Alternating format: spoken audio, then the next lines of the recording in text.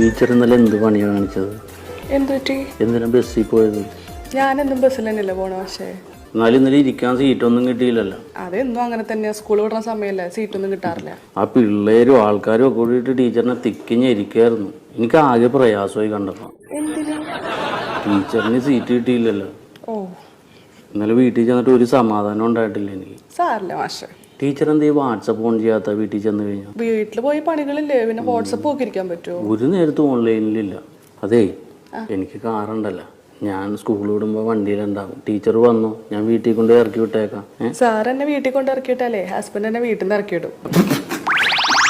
Sir എനിക്ക് അടുത്ത period ക്ലാസ്സിലാണ്, വെറുതെ പ്രശ്നം ഉണ്ടാക്കില്ല, അവിടെ പോയിരുന്നു. മാഷെ, ഞാനിന്ന് ബൈക്ക് എടുത്തിട്ടില്ല, എന്നെ ഒന്ന് കാറിൽ വീട്ടിലിറക്കി വിടും. ഞാൻ ആ വഴിയല്ലല്ലോ മാഷെ, ടീച്ചറുടെ വീട്ടിലേക്ക് പോണ വഴിക്ക് എൻ്റെ വീട്. ആ റൂട്ട് മൊത്തം അലമ്പായി കിടക്കുകയാണ്. ഒന്ന് ക്ലിയർ ആയിക്കട്ടെ.